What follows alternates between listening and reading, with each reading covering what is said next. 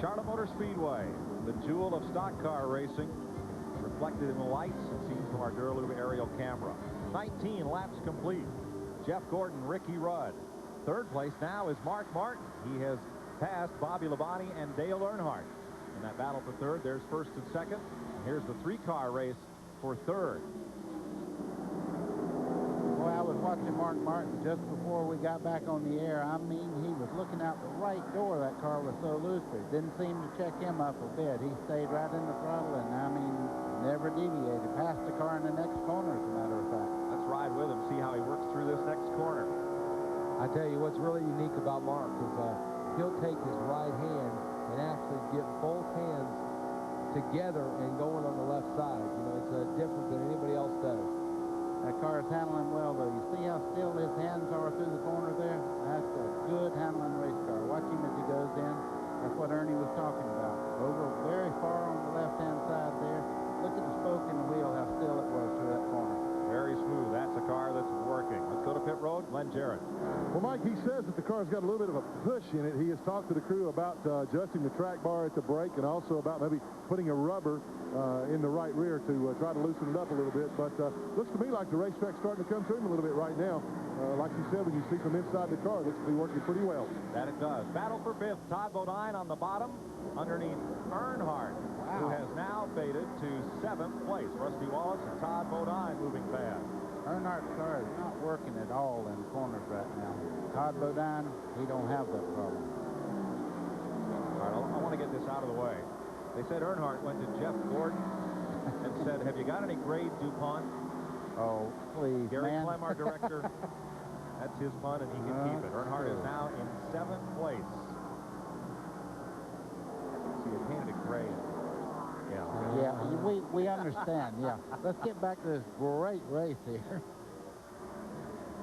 That's Rusty Wallace leading Todd Bodine. The two Fords drafting together. They passed Earnhardt Chevrolet, and they're running 5th and 6th. It is Chevy, Ford, Ford, Chevy, Ford, Ford. 6 laps to go in this first segment. Boy, oh boy, you know, when you talk about are they going to invert the field, you know they're going to. People want to see these guys come up through that field. I tell you what, I think we've got some strokers in this field, so we're going to have some guys that are wanting to start in the front of the second segment. And, you know, I don't think Jeff Bodine or one of the other guys didn't run real good in the first segment last year, and they started in the front, and, man, it was hard to pass them. You know, we're showing you right now Rusty Wallace and Bodine fighting it out for position here. The reason we're doing this is the lead car is checked out. Jeff Gordon has almost a full corner on everybody else. Ricky Rudd's got a big distance on himself in 3rd place. So this is the race we want to follow because this is for a big position here.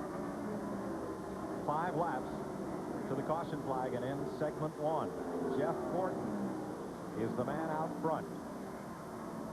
Ricky Rudd in 2nd, Mark Martin, Bobby Labonte. There's Darrell Waltrip passing Jeff Bodine on the bottom side. You see Jeff didn't fight. He might be doing just what Ernie said. He might be playing a little bit of hooky there as far as what he has. That's for 11th place. At the back of the field, Robert Presley is 20th. Kenny Schrader is 19th. 18th is Brett Bodine. 17th, Elton Sawyer. 16th, Jimmy Spencer. 15th. Number 9, Lake Speed. 14th, Mike Wallace. 13th, Bill Elliott. Jeff Bodine, 12th. This man is 11th, Darrell Waltrip. Well, I tell you, Darrell Waltrip's car, handling-wise, looks as good as any race car out there. You see what a distance he's put on Jeff Bodine in just 3 laps there. Now, Waltrip did not win a race last year or this year, but as a past Winston Cup champion, he is eligible to compete in the Winston Select. They ought to put him in there just because of what he's been for this sport. Good point. I tell you, Darrell, when I talked to Darrell in the garage there, Darrell told me he's got something for these boys, he said. And I said, well, now's the time to show it. Jeff Bodine report on the radio, two-way radio between he and his crew, as the car seems down on power. May have a leaking exhaust header. Let's go back up front where Jeff Gordon is looking for the bonus money that goes to the winner of this first segment in a lap. Randy Pemberton, 2 laps. Jeff Gordon says car a little tight in turns 1 and 2, but it's perfect in 3 and 4. He said, Ray, honestly, 3.2-second lead. The caution should fly next time. Ernie, I can hear that music we entered in here. They call them the Rainbow Warriors. I can hear that. Oh. So he has checked out. Don't sing. No. There's the caution flag. Segment 1 goes to Jeff Gordon. Ricky Rudd is second. Mark Martin is third. Bobby Labonte is fourth. Rusty Wallace is fifth. Todd Bodine is sixth. Seventh is Dale Earnhardt. Eighth is Sterling Marlin. Ninth is Terry Labonte. And 10th is Dale Jarrett. Will they invert the field? Stay tuned.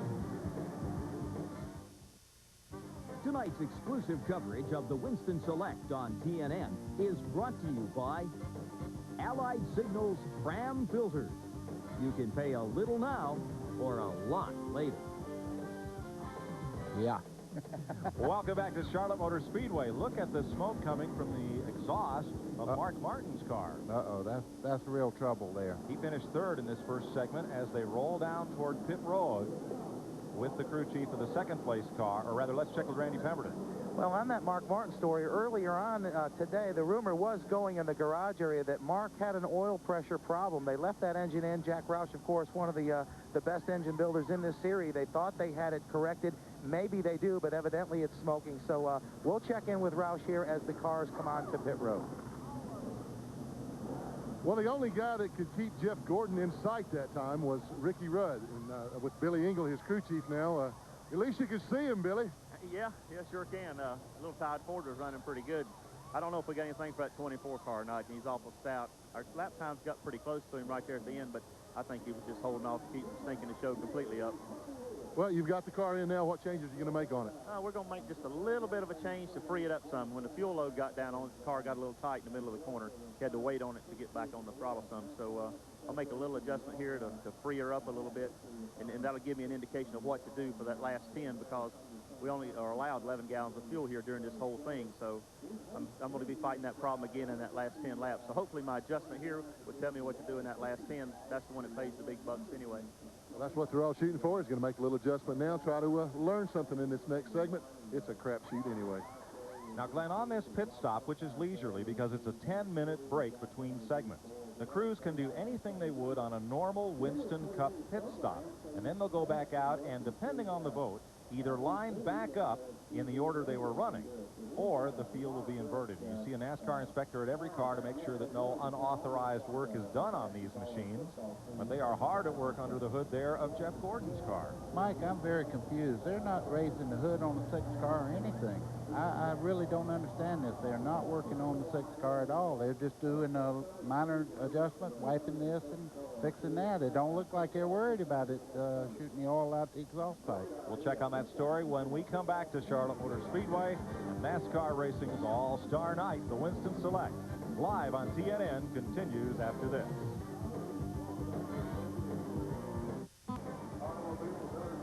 Well, break time marches on our A1 Steak Sauce Pit Stop Time Clock, brought to you by A1 Steak Sauce and Spicy A1 Gold. Together, they're how steaks are done. What's going on pit road, Glenn Jarrett?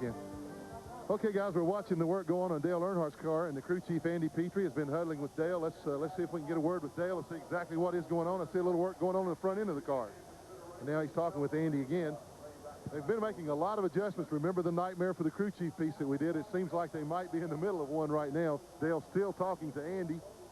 Dale, what seems to be the problem with the car? Well, it was real loose in the first part, and I thought it was a lot better than that last night. In the last practice, we run really good, so we made some adjustments. Now I think we'll be better. See if we can get back to the front on this 30 lapper, and then see what we do in 10.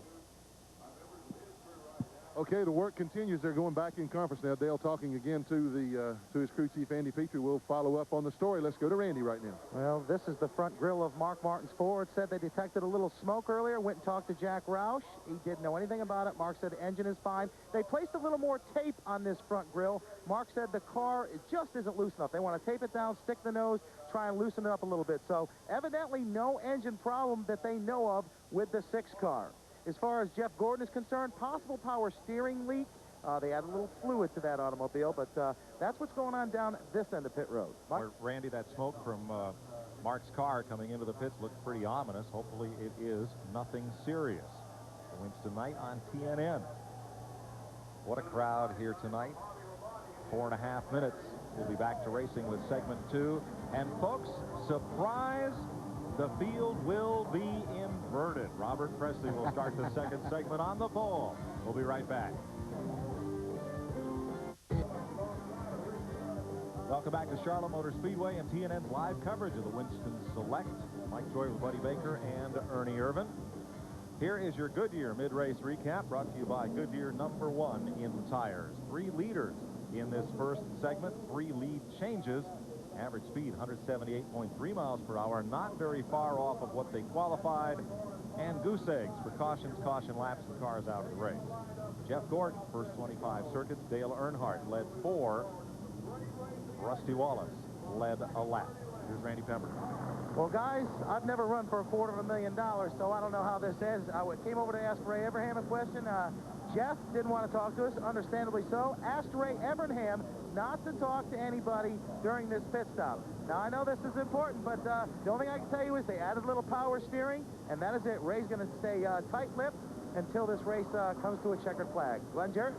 Okay, I'm standing by Dale Jarrett's Texaco Haviland Ford. He started 3rd, fell back to 10th, and a couple problems, Dale. What's going on? Yeah, we had a little bit of a miss there, and then we started out loose, and then we got pretty tight, so we've adjusted the track bar, and hopefully that'll be enough. Okay, they also set the timing on the car. As you can hear, he has fired it up and is pulling away, hopefully to do better in this second segment. We'll be right back for the start of that after this break.